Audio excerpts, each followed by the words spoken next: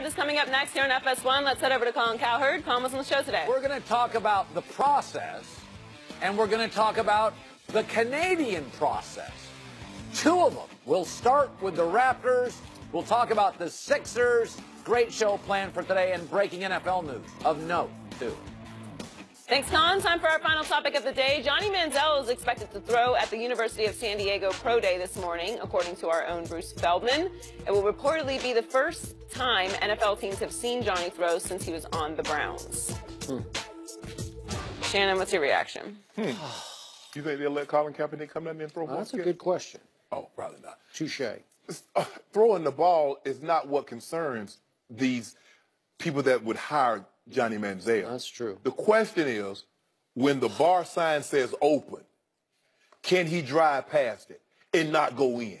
Can he not close down the nightclub? Yes. That's the issue.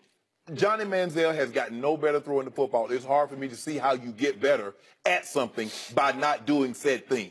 Johnny Manziel hadn't played in, what, 2 years, Skip? So he hasn't gotten any better. He throws the ball just like he did last time you saw him throw it. Your questions, all your concerns about Johnny Manziel. Right. He didn't grow anymore or anything. Your concern is off the field. So I don't know what you gain by watching him throw, but have at it. I can't tell you how much I love Johnny coming out of Texas A&M. And this is turning into the saddest story I've ever encountered in pro football, because do you remember his real first pro day at Texas A&M? Yeah. Our first President Bush was on hand with Barber. Remember? Yes. They show up and they got a DJ blaring Drake, and they decided we better turn it down a little bit for President Bush's sake and Barbara's sake.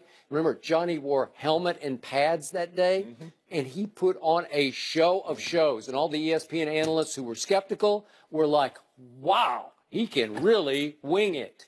And from there, it's come to he's now at a pro day at the University of San Diego trying to scrounge his way back into the league. He's going to play in that spring league for a couple of weeks in Austin, Texas. It's come to this, all because of nightlife and substance abuse. Wow. And again, Johnny's just 25, so. If I'm Cap, I'll show up. Hey, I heard y'all letting quarterbacks that's been out of the league for a little while come out here and show what they got. So I just figured I'd show up and show you what I got also. Well, but there's no questions about me off the field. We know that Cap can actually play real NFL games and win them and actually come within a throw of winning a Super Bowl. Did you see the Raiders sign Josh Johnson? Have you? I've never seen a guy get more. Because here's the thing. Anytime he's on your roster as a backup, you already know what's going to happen during your season. Good point. I just don't get it. Cap, show up. If I'm Cap, I'm driving down to San Diego. Hey, get my bag of balls out. I brought my own balls because y'all might take y'all balls and go home. I brought my own. I'm going to throw. That's it for us. We'll be back tomorrow morning at 9:30 Eastern. Right now, Colin Cowherd tells you why the Sixers will prove him right in the playoffs. The Herd starts now. Undisputed.